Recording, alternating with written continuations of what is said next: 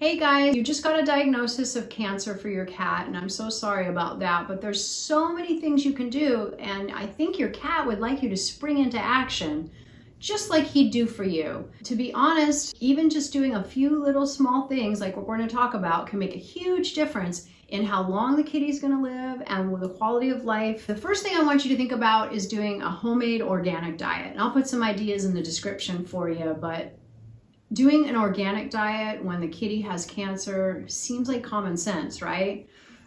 So it'd be a meat and organic vegetable based diet. The meat ideally would be organic. There'd be few to no carbohydrates. So I really want you guys to think about trying to switch him over as slowly as you can, but maybe 2 to 4 weeks, something like that.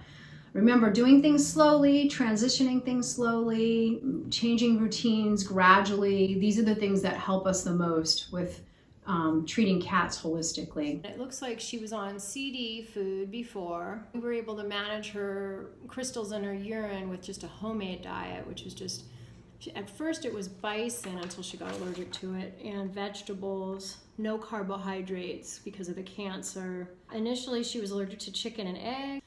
She initially had bloody diarrhea and vomiting, so she doesn't have any digestive symptoms anymore, and she's gained weight. Cats do not always do as well with conventional cancer therapies as people do or dogs do. Perhaps that's because they lack certain enzymatic pathways, or perhaps genetically they just do better with fewer interventions sometimes, especially when they're older. So consider holistic medicine as your first line of defense. Okay, 5 things, you guys. Number 1 is selenium. Selenium is super important, and the reason is that it helps with detoxification, it helps with enzymatic pathways, and the main thing is it helps with cell death. And I know that sounds bad, except for when you're talking about cancer, it sounds good. Selenium helps the immune system to recognize and kill cancer cells, and selenium helps with that process. Selenium is kind of low in most of the commercial pet foods. Selenium and zinc are really important in the immune system function. We can give the kitty too much zinc and selenium, but for right now, I'm just going to advocate for doing 25 micrograms of selenium once a day with your kitty, and it's just 1/8 of a human 200 microgram capsule. And so it's just going to be a few grains added to your kitty's food once a day. So the second thing I want you guys to do is vitamin A and D. Vitamin A and D, especially vitamin A, the D just helps with the absorption, is so critical to help cells differentiate. And differentiating cells means that they're not going to stay in that baby stage and that tumor type form for long, right? We're going to help the immune system to differentiate the cells, really important. So a dose of 2,000 IUs of vitamin A twice a week would be great. Human dose is 10,000.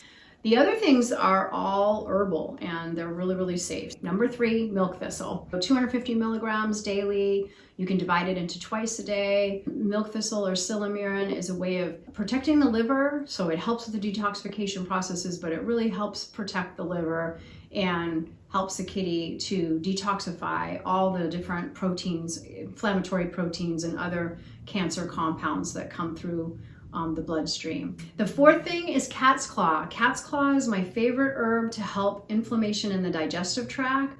And most of the time these kitties are on conventional diets when they get diagnosed. And so most of the time they have a lot of digestive inflammation. You can imagine that they're supposed to eat mice and they end up eating kibble. They get addicted to it. There's a lot of inflammation in the digestive tract, which means the immune system is not working optimally. So cat's claw, 250 milligrams a day, 125 milligrams twice a day for your average 10-pound cat is a great dose. The 5th thing is turkey tail. It's versicolor, it's Coriolis. Those are all scientific names that they keep kind of changing, but it's the same mushroom that it's always been for thousands of years, right? So this mushroom is extraordinarily good. There's thousands of studies in humans in how it helps with different types of carcinomas, but it can help with kitties and lymphomas and different types of sarcomas for kitties as well. 250 milligrams twice a day for the turkey tail. It's usually about half a human capsule.